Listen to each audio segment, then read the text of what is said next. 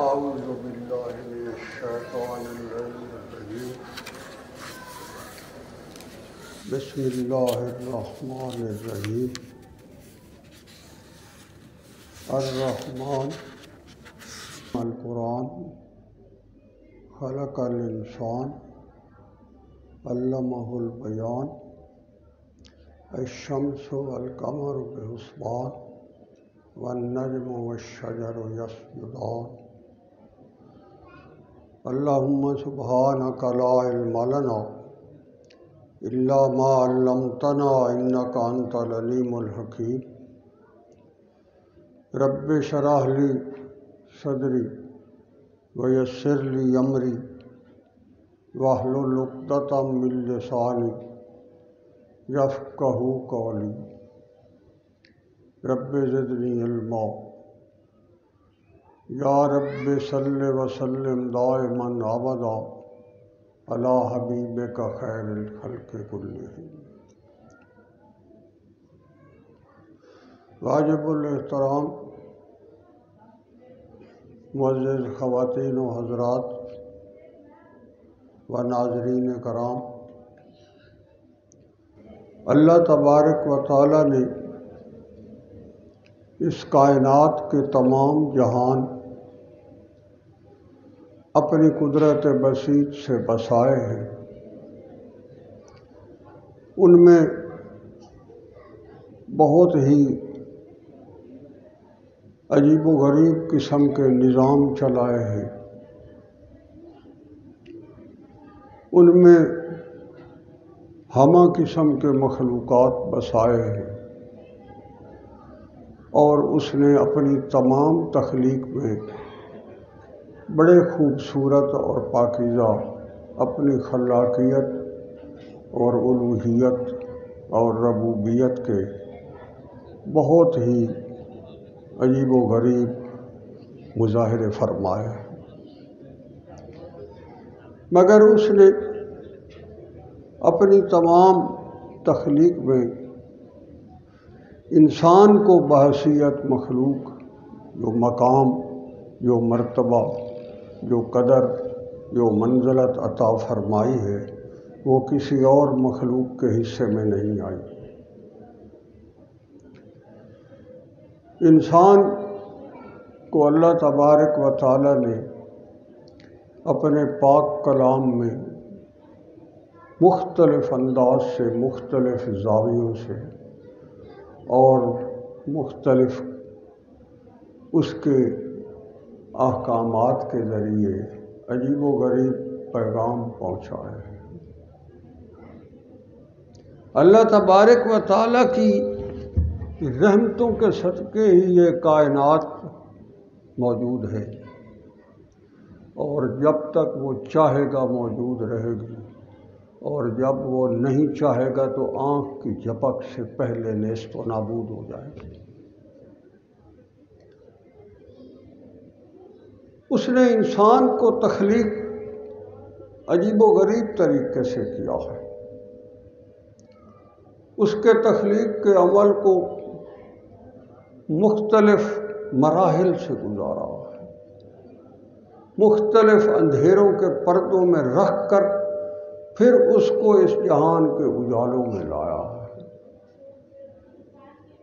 اللہ کریم نے جو مختلف مراحل انسان کی تخلیق میں بتائے ہیں، اور آج کی تحقیق ان سب کی تصدیق کرتی ہے، اس میں پہلا مرحلہ نطفہ ہے، اس کے بعد علقہ ہے، اس کے بعد مضغہ ہے، یعنی ایک پانی کے محلول کو وہ کہتا ہے ہم نے اس کے اندر ایسے عجیب و غریب اپنی قدرت کے مظاہرے کیے، کہتا ہے لم نخلقکم من ماء مہین، ارے تجھے پتہ ہونا چاہیے کہ تم ایک ماء مہین سے تمہاری ابتدا ہوئی، فجعلناہ فی قرار مکین، اس کے بعد ہم نے تمہیں ایک متعین مدت کے لیے قرار دیا ہے۔ ایک پانی کے قطرے کو وہ کہتا ہے ہم نے پھر اس کو ایک جمع ہوا خون کا لوتھڑا بنایا ہے، اس کے بعد ایک بوٹی بنائی ہے، پھر اس کو پھیلایا ہے، اور اس کے نتیجے میں پھر ہم نے اپنی قدرت کے مظاہرے کر کے تیرے اندر عجیب و غریب قدریں بھری ہیں۔ الا قدر معلوم فقدرنا فنعم القادرون، میں یہ قدریں وہاں رکھ کر اس ساری ابتدا سے جو اس کے اندر تخلیق کے مختلف مراحل اور اوصاف ہیں اور خصائص ہیں اور خصائل ہیں، اور تیرے اندر جو مختلف ہم نے یہ عجیب و غریب قسم کے اوصاف بھرے ہیں، یہ صرف ہم ہی کر سکتے ہیں، تیرے اللہ کے علاوہ اور کوئی ان مراحل سے تجھے نہیں گزار سکتا۔ آپ ذرا چشم تصور میں لائیں کہ شکم مادر میں انسان کے پاس وہاں اندر کیا کوئی مشینری ہے، کیا کوئی مینوفیکچرنگ کا کوئی ایسا نظام ہے، اس میں سارا جو ہے صرف قدرت مطہرہ اور اللہ کی ذات کا ایک ایسا حکم کا خوبصورت اور مضبوط نظام ہے جس کے ذریعے انسان تخلیق پاتا۔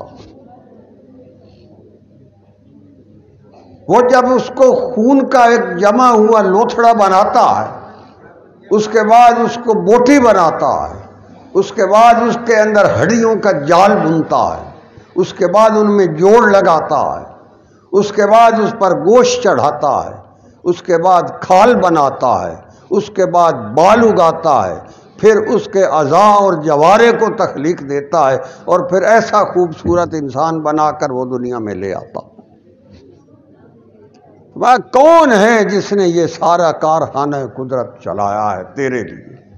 یہ میری رحمت ہے، تو میری رحمانیت ہے، میری رحیمیت ہے، میری الوہیت ہے، میری قدرت کاملہ ہے، یہ میرے خلاقیت کا ایک مظاہرہ ہے۔ اور اس کے بعد پھر فرمایا تیرے اندر ہم نے عجیب و غریب قسم کی قدریں بھری۔ الذی خلقک فسواک فعدلک فی ای صورت ما شاء رکبک، کہ تجھے پتہ ہے ہم نے جب تجھے تخلیق کیا ہے تو پھر ہم نے تجھے کیسا ٹھیک بنایا، فی ای صورت، جیسی ہم نے صورت چاہی تجھے وہ ہم نے صورت عطا کی، ما شاء رکبک، اور پھر تجھے ٹھیک ٹھاک جوڑدار بنایا۔ آپ ذرا چشم تصور میں لائیں، ایک ہی ماں باپ کے بطن اور سلب سے ایک بچہ پیدا ہوتا ہے، وہ دوسرے اپنے بھائی یا بہن کے ساتھ اس کی شکل نہیں ملتی، اس کے اوصاف نہیں ملتے، اس کا رنگ نہیں ملتا، ہر ایک کی جیسے اس نے چاہتا ہے اس طرح کی قدریں بناتا ہے، روح اس کے اندر بھرتا ہے، اس روح کے نتیجے میں اس کے اندر زندگی کی حرکت عطا ہوتی ہے، اس کے اندر پھر سماعت آتی ہے، بصارت آتی ہے، اس کے بعد اس کے اندر حرکت آتی ہے، اس کے دل کو دھڑکنیں عطا ہوتی ہیں، اس کی پلکوں کو جنبش عطا ہوتی ہے، اس کی پلکوں کے اوپر بال اٹھتے ہیں، اور اس کے بعد اس کے دل کی دھڑکنوں کے نتیجے میں زندگی کے آثار پیدا ہوتے ہیں، اور جب وہ چاہتا ہے انسان کو سالم بنا کر، صحیح طرح بنا کر، اس کے سارے جوڑ لگا کر، اس کی قدریں عطا فرما کر وہ اس جہان میں لاتا ہے۔ تو ساتھ وہ فرماتا ہے یہ سارا میری رحیمیت، میری رحمانیت کا صدقہ ہے جو میں نے تجھے یہ سارا کچھ عطا کیا ہے۔ انسان کی تخلیق کے اندر دو چیزوں کا عمل ہوتا ہے، ایجاد ہوتی ہے، ایجاد کا مطلب ہے وجود میں لانا، یہ اللہ کی خاص کرم نوازی اور رحمانیت اور رحیمیت کا صدقہ ہے کہ انسان کو وجود عطا ہوتا۔ ایک کہتے ہیں وجود ذات ہوتا ہے، انسان کو وہ ایک انسان کی حیثیت اور اس کی ذات کو تخلیق فرماتا ہے، اور ایک وجود صفات ہوتا ہے، ان دو چیزوں کا مرکب ہوتا ہے انسان۔ وجود صفات کیا ہیں؟ وہ آپ کے اندر جتنی قدریں ہیں، جتنی تخلیق کی آپ کے لیے جو ہیں بہترین خوبصورت جبلتیں ہیں، اوصاف ہیں، خصائص ہیں، خصائل ہیں، وہ بھرتا ہے۔ اگر وہ آنکھ عطا کرے اور اس میں بینائی عطا نہ کرے، اگر وہ آنکھ عطا کرے اور پھر اس میں جنبش پلکوں میں نہ رکھے، اگر وہ پلکیں عطا کرے اور پلکوں کی حفاظت کے لیے اس کے بال نہ اگائے، اگر وہ کان عطا کرے اور ان کے اندر سماعت نہ بھرے، اگر وہ زبان عطا کرے اور اس کے اندر بولنے کی قوت نہ رکھے، اگر وہ ٹانگیں عطا کرے اور ٹانگوں میں حرکت پیدا نہ کرے، تو کون ہے جو یہ کر سکتا؟ وہ کہتا ہے تجھے اپنی اس احساس کا ہر وقت احساس ہونا چاہیے۔ تو کیا تھا؟ تیری بنیاد کیا تھی؟ تجھے ہم نے کہاں سے اٹھایا، کہاں سے ہم لائے، اور کس طرح بنا کر تجھے ہم اس دنیا میں لائے؟ تجھے اپنی اس چیز کی احساس ہر لمحہ ہونا، یہی تیرے شکر کا انداز ہے۔ اللہ کہتا کیا تم سمجھ بیٹھے ہو؟ هل اتى على الانسان حين من الدهر لم يكن شيئا مذكورا۔ تیری حیثیت کیا تھی؟ تیری بنیاد کہاں سے چلی؟ تیری تخلیق کا عمل ہم نے کہاں سے شروع کیا؟ کیا تو کیا سمجھتا ہے یہ ایسے حادثاتی طور پر بایولوجیکلی ہو گیا ہے؟ اس پر میری قدرت کا نظام خرچ نہیں ہوا۔ ارے جو غذا کا ایک لقمہ تو کھاتا ہے، تجھے سمجھ آنی چاہیے اس پر اللہ کی قدرت اور کاملہ اور اس کے مختلف نظام کتنے چلتے ہیں، کتنے چلے ہیں، جس کے نتیجے میں وہ لقمہ بنا کر تیری زندگی کے لیے، جینے کے لیے، تیری حرکت کے لیے لایا ہے۔ کتنی بارشیں برسی ہوں گی، کتنے بادل اٹھے ہوں گے، کتنی ہوائیں چلی ہوں گی، کتنی سورج کی جو ہے تمازت لگی ہوگی، کتنی چاندوں کی جھلملاہٹیں خرچ ہوئی ہوں گی، کتنے آفتاب اور مہتاب کی مہتابیاں لگی ہوں گی، کتنے اس کے اوپر ہوائیں چلی ہوں گی۔ اس کے بعد اس دانے کو اس نے پھٹا کر، ان اللہ فالق الحب والنوى یخرج الحی من المیت ومخرج المیت من الحی۔ میں تیرا کیا ہے جو دانہ تو زمین کے اندھیروں میں پھینکتا ہے، اس دانے کو کون پھٹاتا ہے؟ اور وہ جو مردہ سی چیز ہے اس کے اندر زندگی کے آثار کون لاتا ہے؟ زمین کے اندھیروں میں اس دانے کو کوپل کون بناتا ہے؟ اس کوپل کو پھر پودا کون بناتا ہے؟ اس پودے کے اوپر پھر وہ تیرے رزق کے لیے سامان کون پھل اگاتا ہے؟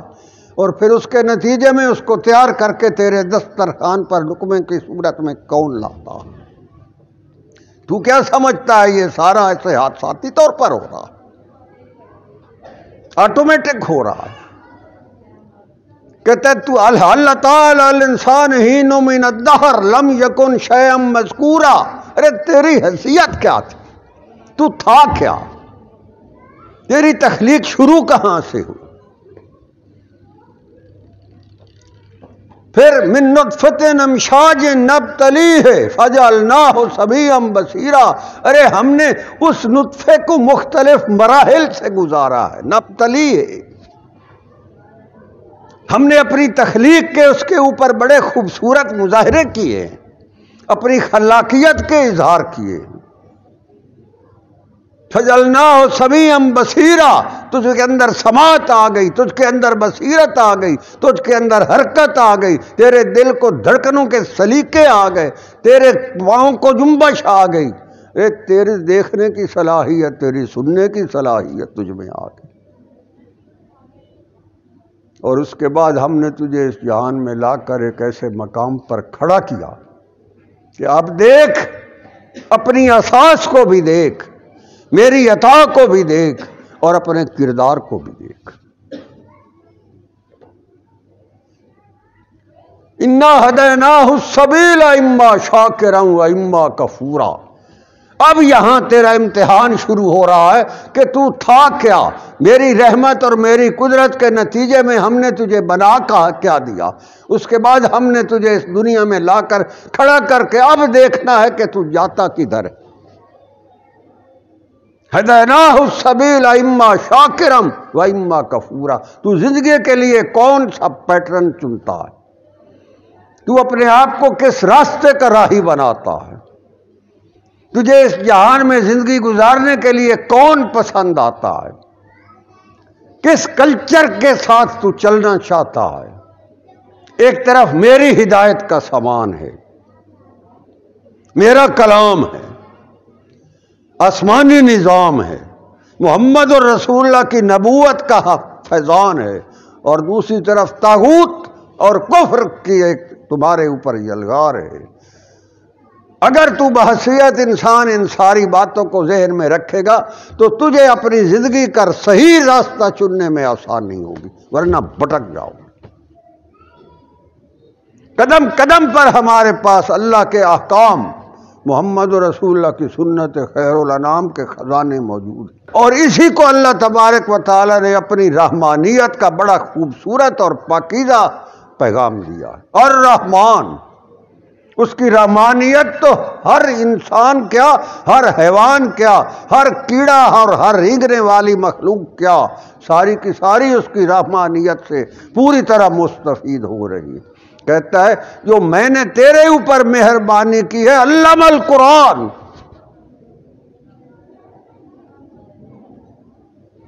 اپنی رحمانیت کی یاد دہانی کروا کر پھر فرمایا علم القرآن، ہم نے تجھے یہ ساری قدریں، یہ ساری صلاحیتیں، یہ سارے خصائص، یہ سارے خصائل، یہ ساری تیری زندگی کی رنگینیاں، یہ سارے جو کچھ تجھے عطا کیا ہے، یہ اس لیے کیا ہے کہ جو پیغام ہم نے آسمانوں سے تیرے لیے نشر کیا ہے وہی تیری زندگی کا مینڈیٹ ہونا چاہیے۔ خلق الانسان علمہ البیان،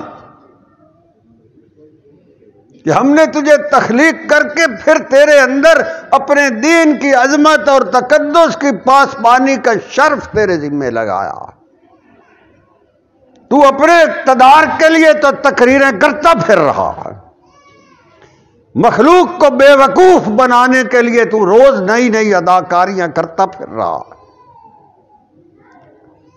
اور اپنے ایک مخصوص نفسانی اہداف کی تکمیل کے لیے تو قوم کو بے وقوف بناتا پھر رہا ہے۔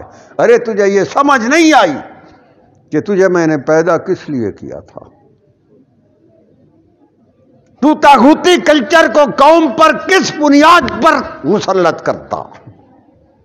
تیرے لیے میں نے کلچر بنایا تھا، تیرے لیے میں نے زندگی گزارنے کا نظام بنایا تھا، تجھے میں نے زندگی کے لیے بہترین اور خوبصورت راستہ دکھایا تھا، اور تیری تعلیم اور رہنمائی کے لیے میں نے محمد الرسول اللہ کو مبعوث فرمایا تھا۔ ارے تجھے وہ پسند نہیں آتا؟ تجھے وہ کلچر اچھا نہیں لگتا؟ تجھے اپنی زندگی کا ہدف بنانے لیے وہاں سے تو جھکتا ہے، بھٹکتا ہے، بھاگتا ہے، تجھے کافرانہ نظام میں بڑا بہترین ترقی کا راستہ نظر آتا۔ میں نے تو تجھے علم القرآن، تیرے سامنے ایک بڑا خوبصورت اور پاکیزہ ہم نے نظام رکھا۔ خلق الانسان، ارے تو اپنی تخلیق کو دیکھ، پہلے رحمانیت کا جہاں تذکرہ ہے، پھر اپنے پاک اور مقدس کلام کا جو انسان کی زندگی کا مشن ہونا چاہیے اس کی نشاندہی ہے، اس کے بعد تجھے پھر تیری تخلیق کے بارے میں بتایا، اور پھر فرمایا علمہ البیان، ارے تجھے میں نے بیان کرنے کا جو علم دیا ہے وہ اس لیے دیا تھا کہ تو یہاں میری خلافت اور نیابت کو، میرے حکم کو، میری مرضی کو، میرے عطا کردہ آسمانی نظام کو، میرے کلام کو، میرے قرآن کو، شریعت خیر الانام کو اس دنیا کے ساتھ تو زندگی رکھتی، اور تو سارا کچھ یہی کرتا رہتا، تجھے یہ بھول گیا ہے۔ کہتا میرے حضور حاضری تو ہوگی، پھر میں نے تجھے کھڑا کرنا ہے۔ میں کہا کرتا ہوں یہ جو اللہ تبارک و تعالیٰ نے فرمایا ہے نا کہ ایک دن 50,000 سال کا ہوگا، فی یوم کان مقدارہ 50,000 سنہ، وہ کہتا ہے ایک دن 50,000 سال کا ہوگا. وہاں سائیں صرف یہ نماز روزے کا تو بات کرتے ہوئے 50,000 سال نہیں لگتے. وہ تو 2 اردم جو 4 ہوتا ہے تو فوراً پتہ لگ جائے گا پڑھی ہے یا نہیں پڑھی. اس حساب پر اتنی دیر نہیں لگتی. وہاں اس دن کھڑے ہو کر بات جو کرے گا وہ بات یہ ہوگی کہ میرا قرآن کیا کہتا تھا اور تم کیا کرتا تھا، میرے اسلام کا مینڈیٹ کیا تھا اور تو کفر اور طاغوت کا حواری بن کر رہ رہا تھا. محمد رسول اللہ کی سنت خیر الانام کا تقاضا کیا تھا اور تو کس کی طرف جا رہا تھا. بات یہ ہوگی. عجیب سما ہوگا. اللہ تبارک و تعالیٰ کا عرش سجا ہوگا، اس پر وہ خود متمکن ہوگا. ملائکہ انسانوں کے ریوڑ اس کے آگے سے گزار رہے ہوں گے. وہ دیکھ رہا ہوگا، ہر انسان پر اس کی نظر ہوگی. اور جس انسان نے جیسی زندگی گزاری ہوگی اور اللہ کے دین سے بغاوت کی زندگی گزاری ہوگی، اسلام اور قرآن کے احکامات سے ہٹ کر اس نے اپنی زندگی کا راستہ چنا ہوگا، تو اس کی بڑی عجیب حسرتناک منظر کشی کی ہے میرے رب نے. فرمایا وَلَوْ تَرَىٰ إِذْ وَقِفُوا إِلَىٰ رَبِّهِمْ. جب انسانوں کو اس کے سامنے ہانکا جا رہا ہوگا تو وہ کہے گا روکو اس کو. بڑا عجیب منظر ہوگا. وَلَوْ تَرَىٰ، کیا عجیب صورتحال ہوگی جب انسان اس کے سامنے گزر رہے ہوں گے. کہے گا اس کو روکو. یہ وہاں بہت اپنے آپ کو جو ہے وہ طاغوت اور کفر کے نمائندگی بڑھ بڑھ کر اس کے حق میں نعرے لگے. اسے وہاں اسلام جو ہے وہ پریمیٹو نظر آتا تھا. اللہ کے قرآن کے احکام امپریکٹیکیبل نظر آتے تھے. سنت خیر الانام میں فرسودگی اسے نظر آتی تھی. کفر اور طاغوت کی وفاداری میں اسے بڑا مزہ اور انجوائمنٹ نظر آتی تھی. روکو اس کو. وَلَوْ تَرَىٰ إِذْ وَقِفُوا إِلَىٰ رَبِّهِمْ. پھر وہ کہے گا قَالَ أَلَيْسَ هَٰذَا بِالْحَقِّ. ارے یہ بتا جو میں نے نازل کیا تھا، جو میرے محمد صلی اللہ علیہ وآلہ وسلم نے پیش کیا تھا، جس پر خدام محمد نے ساری زندگیاں لگائی تھیں، بتا یہ کیا ہے. أَلَيْسَ هَٰذَا بِالْحَقِّ. کیا یہ ٹھیک تھا یا امپریکٹیکیبل تھا؟ یہ کرنا چاہیے تھا یا صرف افسانہ تھا؟ یہ محمد رسول اللہ صلی اللہ علیہ وآلہ وسلم کی سنت خیر اور انعام کو قابل عمل قرار دینا چاہیے تھا یا امپریکٹیکیبل کہہ کر ہنس کر مذاق کر کے جان بچا کر پاسے ہونا چاہیے تھا؟ آپ بتا ذرا. قَالَ أَلَيْسَ هَٰذَا بِالْحَقِّ. بتا یہ سارا کچھ ٹھیک تھا؟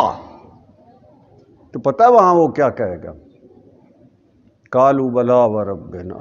قسم بھی ساتھ اٹھا جائے گا سائیں یہ سارا کچھ ٹھیک تھا جو آپ فرمایا تھا، جو قرآن میں آیا تھا، جو آپ صلی اللہ علیہ وآلہ وسلم نے ارشاد فرمایا تھا اور جو درویشوں نے بتایا تھا، وہ سارا ٹھیک تھا.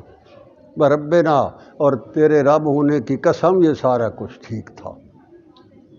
علماء یاد رکھو، یہ قرآن کوئی صرف عربی کا ایک پیرا نہیں جس کو رٹ کے پاسے ہو جاؤ. لوگ پوچھتے رہتے ہیں آج قوم کو کس لیڈر کی ضرورت ہے. میں پوری ذمہ داری سے ہر جگہ کہہ رہا ہوں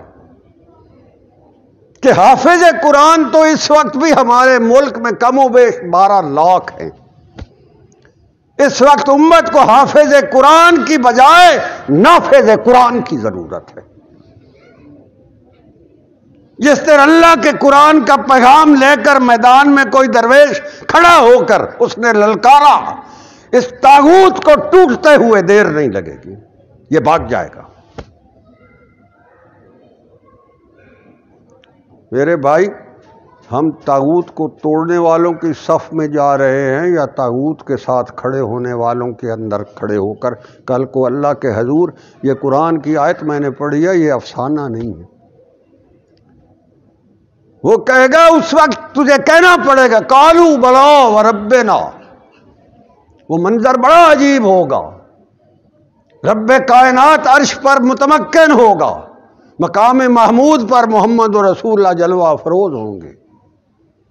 قطار در قطار میدان حشر میں بندے جا رہے ہوں گے، اللہ کی نظر ہوگی ہر ایک پر. اگر اس نے تجھے روک کر کھڑا کر کے یہ پوچھ لیا بتا میرا دین تجھ تک پہنچا تھا، میرے قرآن کی آواز آئی تھی تجھے، سنت خیر الانام کی پذیرائی کی تھی تو نے، تو وہاں جھوٹی قسم کھانی پڑے گی. قالوا بلا وربنا، سب ٹھیک تھا، میں تیرے رب ہونے کی قسم کھاتا ہوں. پتہ ہے وہاں کیا کہے گا؟ قال فذوقوا العذاب بما کنتم تکفرون. جہنم میں لے جاؤ اس کو، یہ وہاں دنیا میں انکار کرتا رہا ہے، اب یہ یہاں جو ہے مجھے جھوٹی قسمیں میرے سامنے کھا رہا ہے. اسے پتہ ہے سارا. میرے بھائی قرآن زندگی کا خوبصورت نظام، سب سے زیادہ قابل عمل، بہترین، پر لطف اور زندگی کا اصل حاصل اور منبع، اور زندگی کا ایک خوبصورت پاکیزہ پیغام. سنت خیر الانام اللہ کی طرف سے بہت بڑا انعام ہے. محمد الرسول اللہ صلی اللہ علیہ وآلہ وسلم کی نبوت کا فیضان مسلمان کی دل و جان. اس طرف آؤ. نہیں تو وہ کہہ رہے میں نے بڑی مہربانیاں کی ہیں تجھ پر بحیثیت انسان. اس نے تجھے کہاں سے اٹھا کر کہاں لایا، تجھ پر اپنی رحمانیت اور رحیمیت کا خوبصورت بادل برسایا، تیری زندگی کو وجود بخشا، تیرے اندر اوصاف بھرے، تجھے کہاں سے کہاں تک لایا. اور کل کو اللہ کے حضور جب کھڑے ہوگے تو بات یہی ہوگی. وہاں تجھ سے یہ نہیں پوچھا جائے گا کہ تو نے ایک فیکٹری کے بعد 4 کیوں بنائی تھی، 5 کیوں نہیں بنائی، یہ نہیں پوچھا جائے گا. وہاں یہ نہیں پوچھا جائے گا کہ تیرا وہاں سوشل سٹیٹس کیا تھا، تو کتنا بڑا لیڈر تھا. وہاں یہ پوچھا جائے گا کہ تو نے میرے دین اسلام قرآن شریعت خیر الانام اور محمد رسول اللہ کی نبوت کے فیضان کے ساتھ کتنی وفا کی تھی. وہاں یہ پوچھا جانا. عربی خوانی کا مجموعہ نہیں ہے، یہ صرف عربی دانی کا شاہکار نہیں ہے. یہ سب کچھ ہے مگر سب سے بڑھ کر یہ کتاب ہدایت ہے. سب سے بڑھ کر یہ آسمانی پیغام ہے. ایک ہمارے نفسانی میلان ہے اور ایک آسمانی پیغام ہے. بات وہاں اس پر ہو. اس نے انسان کی ابتدا بتا کر هل اتى على الانسان حين من الدهر لم يكن شيئا مذكورا انا خلقنا الانسان من نطفة امشاج نبتليه فجعلناه سميعا بصيرا انا هديناه السبيل اما شاكرا واما كفورا. اور ہر تیرے راستے کی نشاندہی اس کا انجام یہاں بتایا. انا اعتدنا للکافرین سلاسلا واغلالا وسعیرا. ارے تجھے توق پہناؤں گا میں. تو اس جہان میں میرے دین کی عظمت اور تقدس سے پشت کر کے اگر زندگی گزار رہا ہے تو بہت بڑا جرم کر رہا. بہت بڑا جرم ہے جس کا یہاں تجھے احساس نہیں ہے. تجھے اس کا احساس یہاں دلانے کا نام قرآن. انا اعتدنا للکافرین سلاسلا واغلالا وسعیرا ان الابرار یشربون من کاس کان مزاجها کافورا. فرمایا جو اس دن غلامان محمد صلی اللہ علیہ وآلہ وسلم ہوں گے ہم ان کو پیاس بھی نہیں لگنے دیں گے، پریشان نہیں ہونے دیں گے. اس کو ہم جنت کے چشموں سے مشروب لا کر وہاں میدان حشر میں سرو کروا دیں. میرے بھائی قرآن کا پیغام بڑا سادہ ہے. یہ کوئی افسانے کی کتاب نہیں ہے، یہ کوئی صرف عربی دانی نہیں ہے،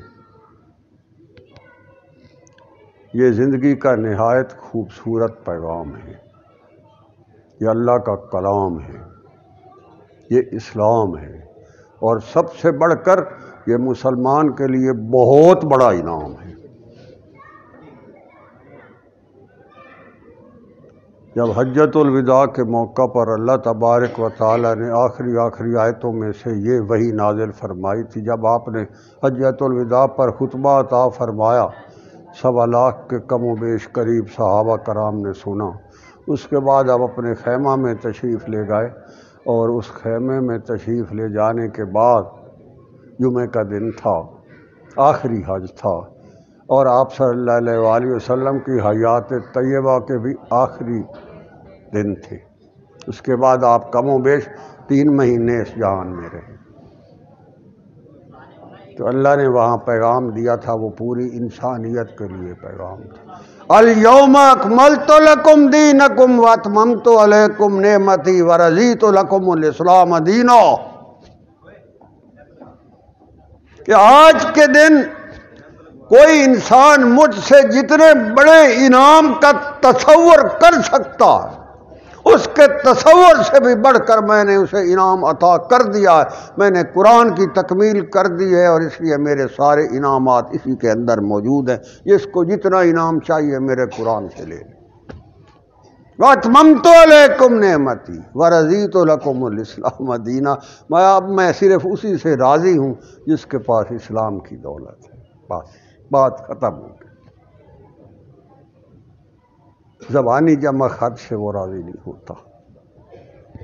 رحیم اور کریم بہت ہے، مگر اس کے پاس اپنے دین کی پاسداری کے لیے غیور بھی بہت ہے۔ وہ کہتا ہے قرآن میں وَمَن يَبْتَغِ غَيْرَ الْإِسْلَامِ دِينًا فَلَن يُقْبَلَ مِنْهُ، اگر کسی نے زندگی کا اپنے گزران کا طریقہ کوئی بھی اور بنایا جس میں اسلام کی خوشبو اور روشنی نہ ہوئی، فَلَن يُقْبَلَ مِنْهُ، حشر کے دن مجھے نہیں قبول ہو، بات ختم ہے، مجھے نہیں پسند اس کے علاوہ کچھ بھی۔ ان الدین عند اللہ الاسلام، میرے نزدیک اگر کوئی زندگی گزارنے کا طریقہ ہو سکتا ہے تو وہ وہی ہے جو اللہ کی طرف سے آیا ہے اور محمد رسول اللہ نے فرمایا۔ بات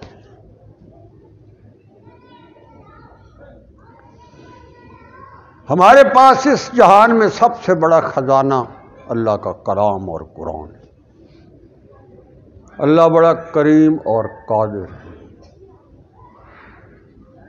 ایک جگہ میں تقریب قرآن کی جگہ دیہات دور افتادہ وہاں حاضر ہوا، تو جو بچے میرے سامنے لائے گئے جنہوں نے قرآن حفظ کیا تھا، نہایت غریب بچے تھے۔ ان کی حیثیت، ان کے والدین کی حیثیت،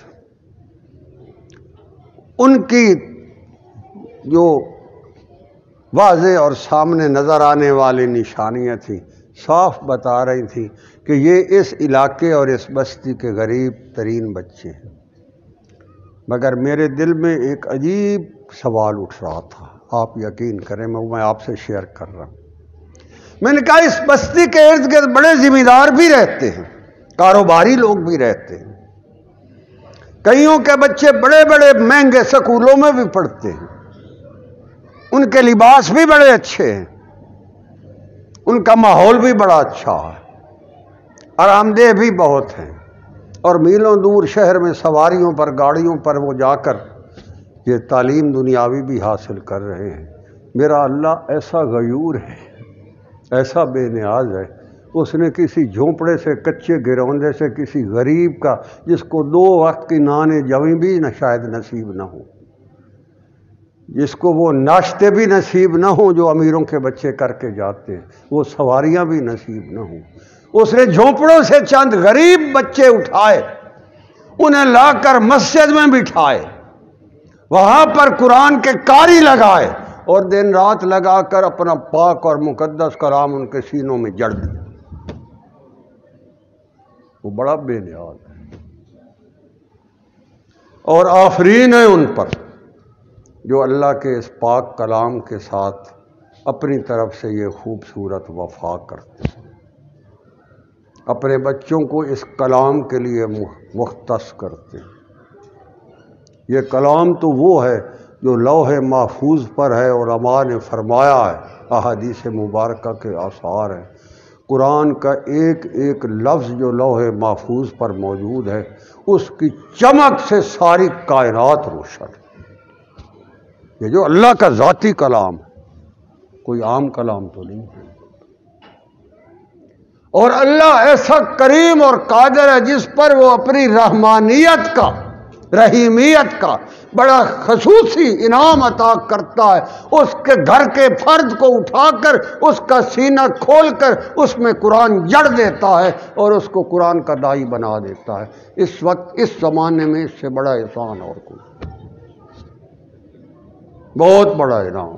جن کے گھروں میں قرآن کی حکمرانی ہے، جن کے سینوں میں اللہ کا پاک کلام بستا، جو صبح شام جب اٹھتے ہیں تو اللہ کے پاک کلام سے اپنی زبان کو نور بخشتے، جب ان کی نظر اللہ کے قرآن کے اوراق پر پڑتی ہے تو ان کی آنکھوں میں جو نور اور چمک پیدا ہو۔ قرآن اللہ کا ایسا کلام ہے جس کو دیکھنا ثواب، جس کو مزح کرنا ثواب، اس کو پڑھنا ثواب، اور اس پر عمل کرنا تو انتہا کا ثواب۔ یہی اثر ہے۔ صحابہ کبار سے آپ صلی اللہ علیہ وآلہ وسلم نے ارشاد فرمایا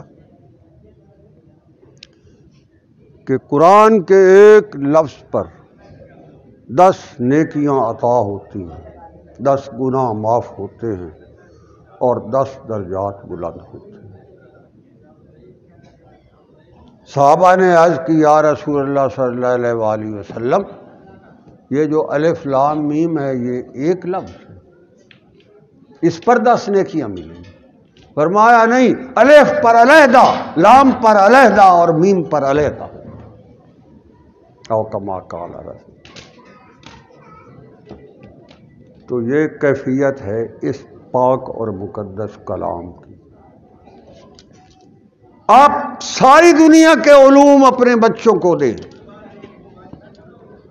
مگر قرآن کے علم سے کسی کو محروم نہ کریں۔ اس کے لیے ہر صورت اپنی آل اولاد کو، اپنے گھر کے افراد کو، جہاں تک ہو سکے قرآن کی نسبت ان کو دے کر جائیں۔ یہی نسبت کل کو کام آئے گی۔ آپ اور میں قبر میں ہوں گے، ہمارے بچوں کی زبان پر اللہ کا کلام جاری و ساری ہوگا، اس کی خوشبو اور روشنی ہمیں قبر میں ملتی ہے۔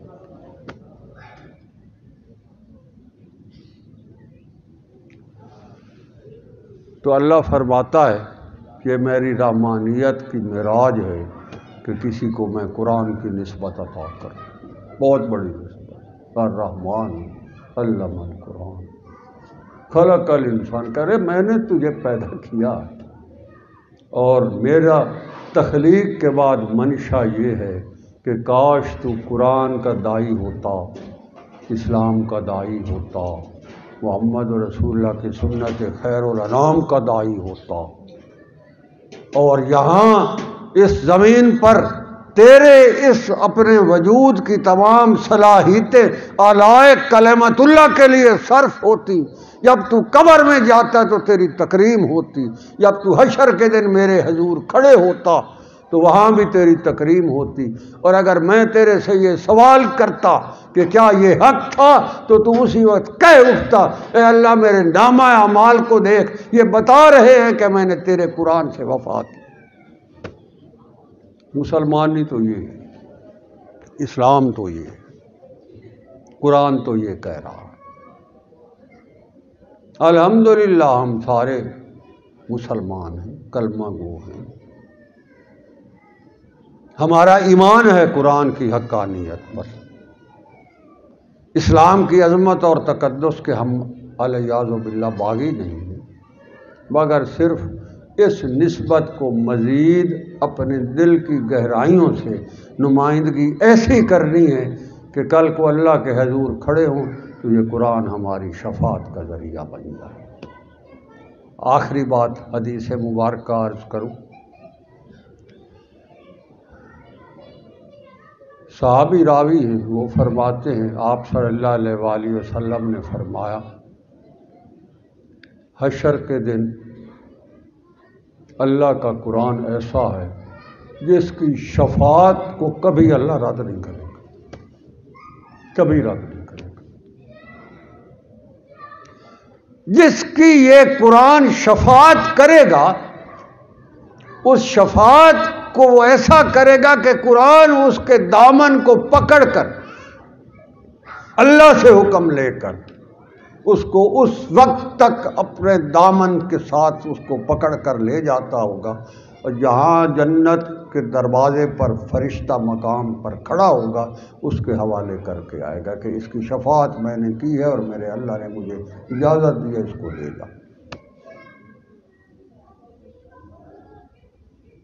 اور جس نے قرآن کی یہاں قدر نہیں کی، اسلام کی قدر نہیں کی، شریعت خیر الانام کو اپنی زندگی میں داخل نہیں کیا، سنت مطہر اور سنت مبارکہ کے فیضان سے اس نے یہاں اپنی زندگی کی عاقبت اور آخرت کا انتظام نہیں کیا، میں یہ قرآن جب اس کے لیے مخالفت کرے گا تو پھر اس کو دھکیلتا ہوا پیچھے لے جائے گا اور جہنم کے دروازے کے حوالے کرائے گا۔ او کما قال رسول اللہ صلی اللہ علیہ وسلم۔ میرے بھائی، قرآن عملی زندگی کا نام ہے، اسلام اللہ کے انعامات اور رحمتوں کا پیغام ہے، سنت خیر الانام اللہ کے حضور سرخرو ہونے کا نام ہے۔ آج ہم سب کو جن کا معاشرے میں کوئی مقام ہے اسے چاہیے کہ وہ قرآن کی سرپرستی کرے، اپنے حشر کے اور نشر کے اس دن کی سختی کو اپنے لیے قرآن سایہ بنائے، سنت خیر الانام کے صاحبان میں زندگی گزارے اور خلافت راشدہ علی منہاج النبوت کے پاکیزہ اور مقدس نظام کا داعی بن کر رہے اور اپنی طرف سے کوشش کرتا کرتا اس جہان سے چلا جائے۔ اللہ کو یہ کوشش پسند آ گئی تو وہاں قرآن آپ کا شفارسی ہوگا، محمد رسول اللہ کی ذات آپ کی شفاعت کرنے والی ہوگی، اللہ کی رحمت موجود ہوگی اور جنت کے فرشتے آپ کے انتظار میں کھڑے ہوں گے۔ اللہ تبارک و تعالی ہمیں قرآن اور اسلام اور شریعت خیر الانام کی نسبت کی معراج عطا فرمائے، ہماری اس محفل کو اپنے حضور شرف قبولیت عطا فرمائے، جو کچھ ہم نے کہا اور سنا ہے اس کو سب سے پہلے ہمارے لیے توشہ آخرت بنائے، اور آخر میں جس بچے نے یہ قرآن کریم حفظ کیا ہے اس کے والدین، اس کے اساتذہ جنہوں نے اس ساری کاوش میں اس کی سرپرستی کی ہے، اللہ تبارک و تعالی قرآن کے تمام انعامات بدرجہ اتم ان سب کو نصیب فرمائے۔ عجیب بات ہے، کہتا ہوں قرآن کریم کی جو آیت میں نے پڑھی ہے اس کا پہلا لفظ الرحمن ہے، اور جس کے لیے یہ تقریب ہے اس کا نام بھی عبد الرحمن ہے۔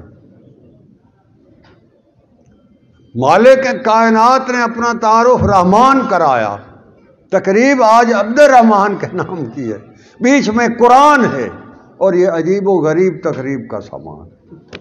اللہ تبارک و تعالی ہمارے بچوں کو قرآن حفظ کر کے ان کا داعی بننے کی توفیق عطا فرمائے، ہمارے لیے باعث شفاعت بنائے، اور ہمیں بھی اپنے بچوں کو قرآن کی نسبت عطا کرنے کی ہمت، حوصلہ اور جذبہ عطا فرمائے، اور کفار کے کلچر کے عذاب سے ہماری پوری قوم کو محفوظ فرمائے۔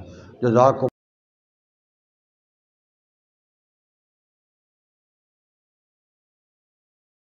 اللہ خیر، وآخر دعوانا ان الحمدللہ۔